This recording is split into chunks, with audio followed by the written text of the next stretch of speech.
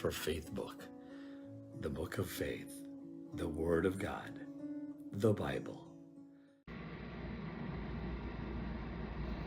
Magandang gabi po sa lahat ng mga nag-aabang and viewers ng ating FBK sa Facebook po tsaka sa YouTube, no?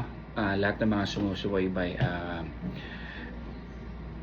Ang ating pong babasahin ngayong gabi, no, ay tungkol sa Tuesday's FBK. Kung meron kayong Bible or Bible app with you, pwede nyo pong basahin for reference, no? Tuesday's Choice with FBK. Praise God that Jesus' followers are no longer slaves to sin.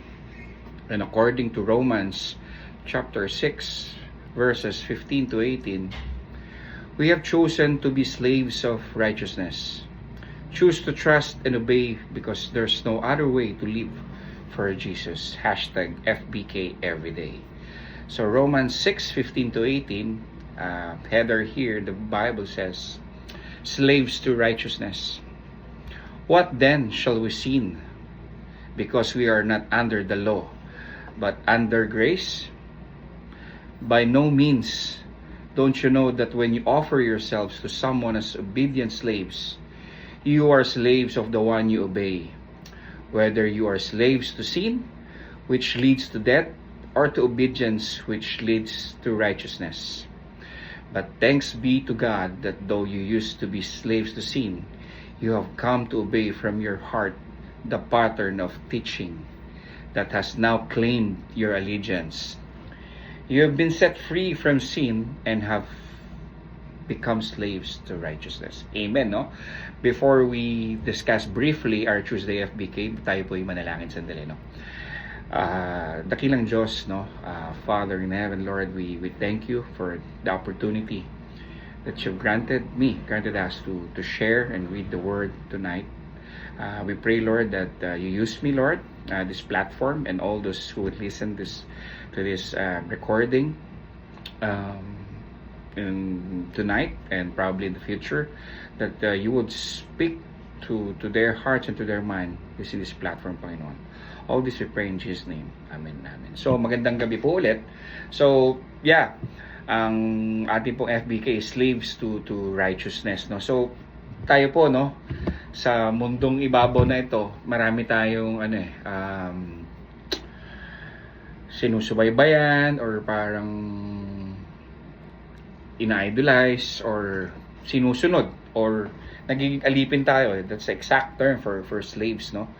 It could not only be to a person, to a people, or to something, but it could be sa bisyo, no? Pwedeng sa pag-inom ng alcohol, pwedeng nigarilyo, pagda-drugs, gambling, or even immorality, no? That could be womanizing, no, or whatsoever. Marami pong bagay, and we could be slaves to money, which are all earthly things, no? So, sabi nga, no, sa mga previous teachings natin from different preachers and pastors, tayo po ay nabubuhay sa mundong physical, wherein this is parang these are bound to destruction, but only way for us to get out of all this is through Jesus, no? Kailangan maging alipin tayo ng Jesus, because slaves to righteousness, yun lang po ang tanging daan, because God, no, sent His only Son. He died already in the cross, no, with His blood, no, we were all redeemed. Yun lang po ang kailangan nating gawin, kundi tanggapin siya ng buong puso, no? And then to this very short FBK for tonight, gusto ko lang din pong i-relate because globally, November is celebrated as Movember, wherein it's focused on men's health, no? Nag-originate po to several years overseas, focusing on men's health, particular sa prostate. But recently yung mental health which deals with men, no?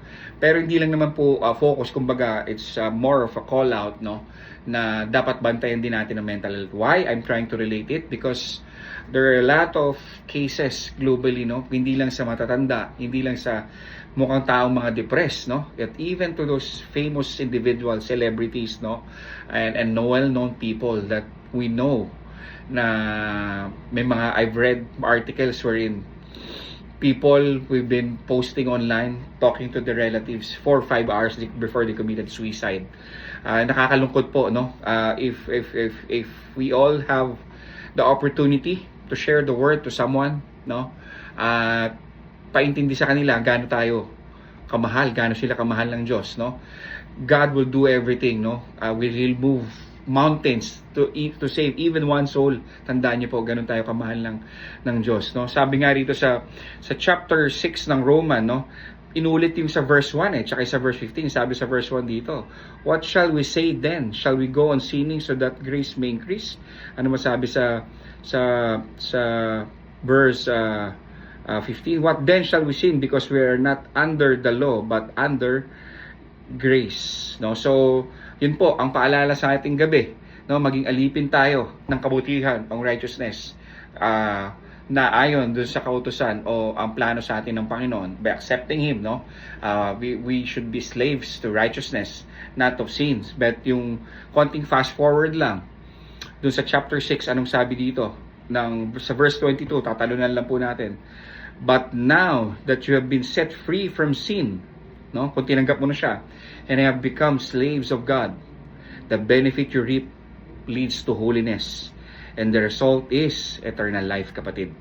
For the wages of sin is death, but the gift of God is eternal life in Christ Jesus our Lord. Alam niyo po, no, si Jesus, ang Diyos noon, sa mga binabasa natin, ngayon and forever, it will be God and Jesus. So kapatid, no, so kung hindi mo pa tinatanggap, no, sa iyong puso, or hindi ka pa nagpapaalipin sa righteousness, this is about time, kapatid, tanggapin mo siya at tanggapin ang biyaya ng free gift of eternal life. Yun po ang ating FBK ngayong gabi, no. Take care everyone. Let's continue to pray yung mga nasalanta ng typhoon, and for the rest who really needs prayers, no. God bless po, and good night.